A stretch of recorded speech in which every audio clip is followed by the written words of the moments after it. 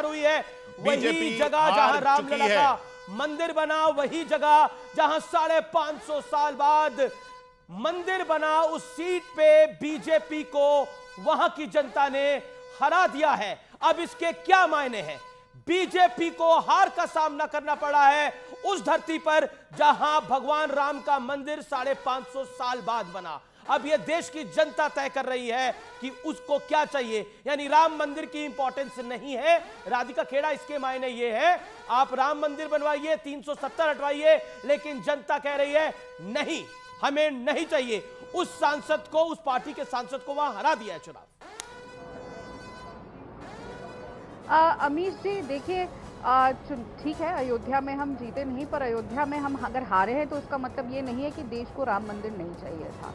तो हमें रामलला का राम मंदिर हम बनाएंगे, ये हमारे मैनिफेस्टो में था और उस पर हमें वोट भी मिला था कि देश की जनता चाहती थी, और इसीलिए अभी देश की जनता चाह रही है कि एनडीए की सरकार दोबारा मिले। ठीक है, कुछ सीटें हम हारते हैं, 10 साल की एंटी इनकम्बेंसी भी है, फिर भी उसके बावजूद भारतीय जनता पार्टी इतना बेहतरीन प्रदर्शन कर रही है। जैसे मैंने कहा, कांग्रेस तो महज 40 सीटों पे आके खत्म हो गई थी, और उसके बाद भी अभी जो ये खुशियां बना रहे हैं, कांग्रेस पार्टी अभी खुद 100 पे नहीं आई और इनका गठबंधन अभी भी भारतीय जनता पार्टी के अकेले नंबर की सीट पे नहीं आया है। तो ये सोचने और देखने की बात है कि 10 साल की सरकार के बावजूद भी अगर देश की जनता ने मोदी जी की लीडरशिप पे, मोदी जी के विजन पे, मोदी जी के डेवलपमेंट पे, मोदी जी के काम पे दोबारा वोट दिया है। लेकिन कांग्रेस ने अपना अच्छा इंप्रूवमेंट किया है, जितना भी इंप्रूवमेंट किया है, जो डबल हुई है कांग्रेस, जो 50 से डबल हुई है कांग्रेस, उसके लिए आप किसको मानती हैं कि कौन जिम्मेदार है या किसको श्रेय जाना चाहिए? क्या मल्लिकार्जुन खड़गे को श्रेय जाता है, राहुल गांधी को जाता है, प्रियंका वाड्रा को जाता है, या जयराम रमेश को जाता है? क्योंकि माना जा रहा है कि जयराम रमेश की रणनीति और प्रियंका गांधी की प्लानिंग के साथ ये सब कुछ हुआ है, और राहुल गांधी की तो यात्रा थी ही।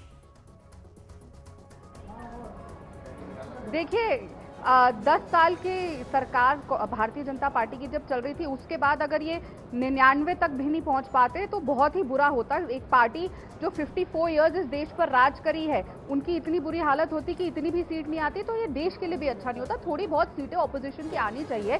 जब सरकारें होती है, ऑपोजिशन होती है, तो सरकार चलाने में भी मजा आता है। ऑपोजिशन होना एक हेल्दी डेमोक्रेसी का साइन है। तो ये तो मैं कभी भी नहीं चाहूंगी, बदल गए हैं बीजेपी के, पार्टी भी नहीं चाहेगी। मैं तो इंतजार कर रहा हूं, वो जो बीजेपी के कुछ प्रवक्ता कहते थे टूटी साइकिल, वो कहां है टूटी साइकिल? आज वो टूटी साइकिल सर पर दौड़ रही है और कमल के फूल को ललकार रही है।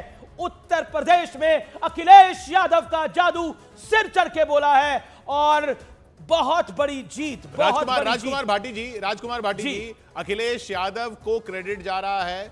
आप इसमें, इस पूरे गठबंधन की जीत में उत्तर प्रदेश में राहुल गांधी और प्रियंका वाड्रा को कितना क्रेडिट देंगे? किशोर जी, एक तो आप एक बात समझिए कि फैजाबाद सीट जनरल सीट है। उस सीट से अखिलेश यादव ने एक दलित प्रत्याशी को उतारा जी। अवधेश प्रसाद अनुसूचित जाति से आते हैं। ये आप हिम्मत देखिए अखिलेश यादव की, और रणनीति देखिए। ये उस रणनीति की जीत है, ये पीडीए की जीत है। जो अखिलेश यादव 1 साल से लगातार बोल रहे थे पीडीए, और योगी आदित्यनाथ ने जो पीडीए के साथ अन्याय उत्तर प्रदेश में किया, पिछड़े वर्गों के साथ, दलित वर्गों के साथ, ये उनकी एकता की और उनके हौसले की जीत है।